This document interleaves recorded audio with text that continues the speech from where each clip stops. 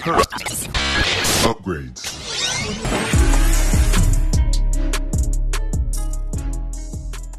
Welcome back, ladies and gentlemen, to another JVS movie review. This here is my most anticipated film of 2021, 2022, and 2023 now. And this one is Mission Impossible Dead Reckoning Part 1. And here is a quick synopsis. Ethan Hunt and the IMF team must track down a terrifying new weapon that threatens all of humanity if it falls into the wrong hands. With control of the future and the fate of the world at stake, a deadly race around the globe. Confronted by a mysterious, all-powerful enemy, Ethan is forced to consider that nothing can matter more than a mission, not even the lives of those he cares about. And it stars everyone who you're accustomed to from a Mission Impossible film. Tom Cruise, Simon Pegg, Ving Rhames, now Rebecca Ferguson, who's in all of these movies, but it also has Vanessa Kirby is back in it. Issei Morales is in this one. Pom Klementif, I think I said it right, is also in this film.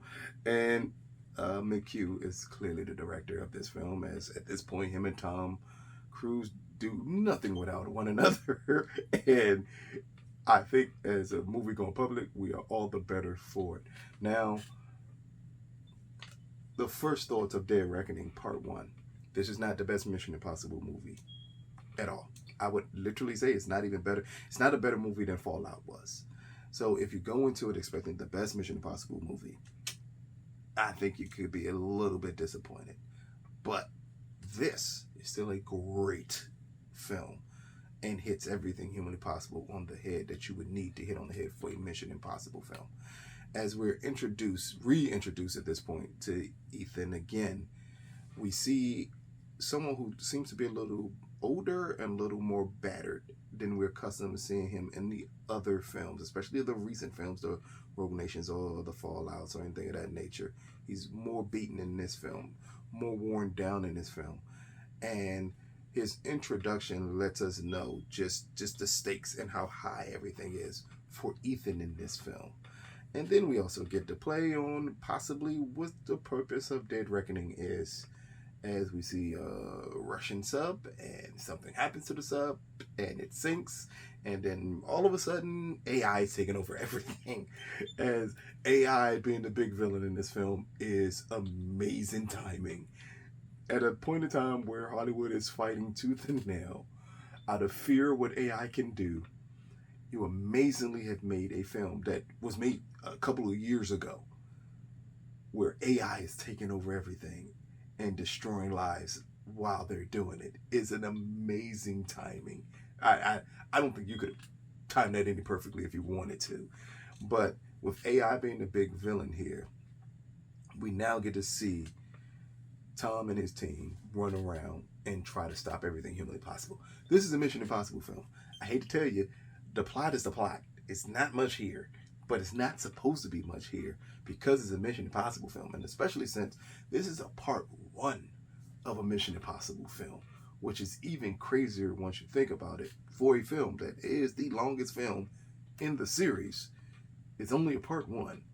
But on Ethan's mission, that's where we end up running into Ms. Atwell's character here, Grace. And at first it feels like, because there's a throwaway character that's going to mean nothing at all.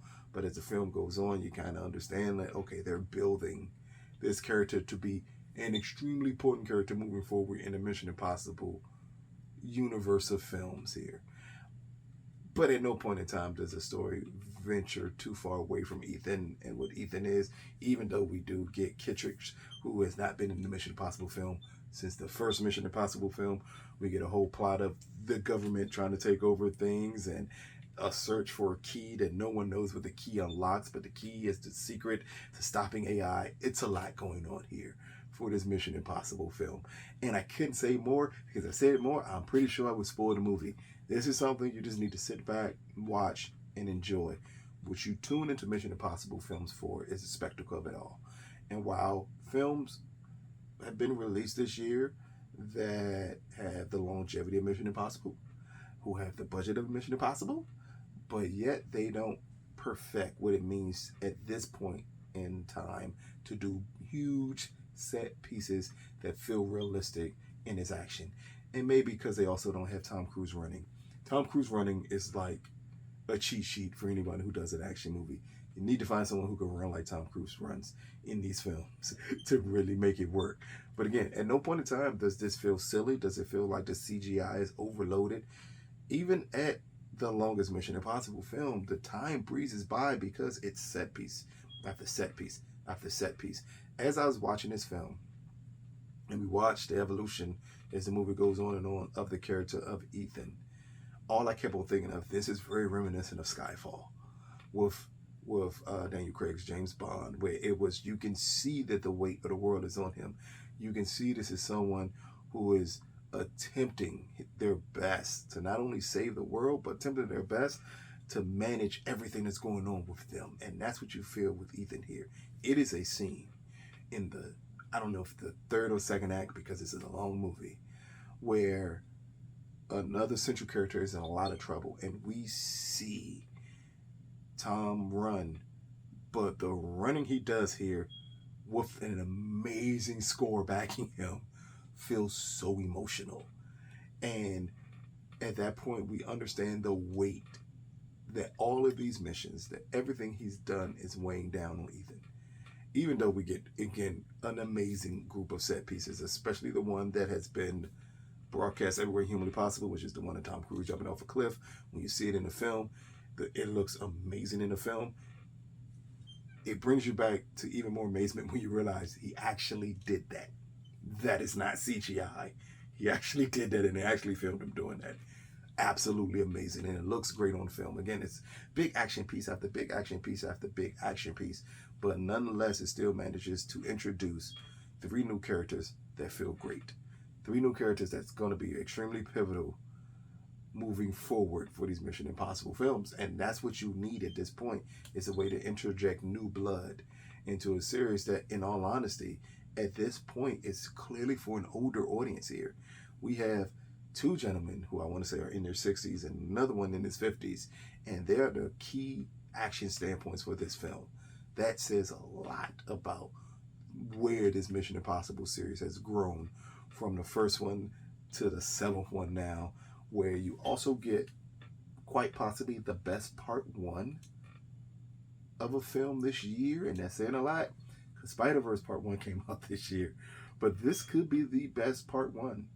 Like, but while both of them really do make you anticipate the second part, it's just something about a Mission Impossible being this long and being a part 1 and the story matching it, and yet and still you still get a satisfying conclusion by the end of this film. It was way more reminiscent of Deathly Hallows Part 1, the Harry Potter film, where it gave you an ending, even though you knew it was going to be more. It didn't like shock you like the ending of a Spider-Verse Part 1 did this year. This one gave you a complete sense, like, okay, now we know the mission moving forward, and it makes perfect sense to end it right here. So, Mission Impossible Dead Reckoning Part 1, brought to you by Paramount Pictures, and this releases this, well, technically it already released. It came out Monday, fan screening. It dropped today, Wednesday, and it comes out everywhere else on Friday if you haven't seen it already. Out of a possible 10, Mission Impossible Dead Reckoning Part 1 hits a 9.5 out of 10. This is the perfect summer action film. You can't beat it. This is the second year in a row. Where Tom Cruise has made the perfect summer action film. Someone has to talk to him and ask, how at this age are you pulling this off? Because it was a point in time where people thought that Tom Cruise was on the downtrend with the Oblivions and all that stuff. And when Edge of Tomorrow, while a classic now, did not make the money that it should have in the box office. And a lot of people were questioning, like, has Tom Cruise or has the movie star lost their luster? And over the last 5-6 years, with the rebirth of the Mission Impossible movies and with Top Gun of last year, and now with this, it's clear as day that Tom understands how to do an action movie possibly better than anyone else in Hollywood right now. And other people need to go to him, Disney. Indiana Jones. You need to go to Tom to figure out how to make these type of films and make them relatable, even for films that are going to appeal to an older audience, how to bring younger people into it. At no point in time do you ever like come across your mind to realize that Tom Cruise is 60 doing this stuff in Mission Impossible. It flows so effortlessly. The action is just so grand. It is a car chase scene in this movie that is amazing. It's the best car chase scene I've seen since The Italian Job.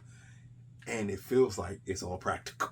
Even if it's not. That's the way it feels. And it works so well with the plot of this film because, as with all Mission Impossible films, while there are serious moments, huge action set pieces, what makes them work the most is one, all the stories have human elements in it that make you care about these characters. And it's little comic timings in it that really, really work, that make you chuckle. Because Tom does a great job of it. Simon clearly does a great job of it. And those is what make these Mission Impossible films so special that we are now awaiting, anticipating an 8th Mission Impossible film. No one could have told me that back in 95 when I saw the first Mission Impossible film. But check it out in theaters this weekend. Let us know what you think. This has been another JVS Movie Review. Peace, people.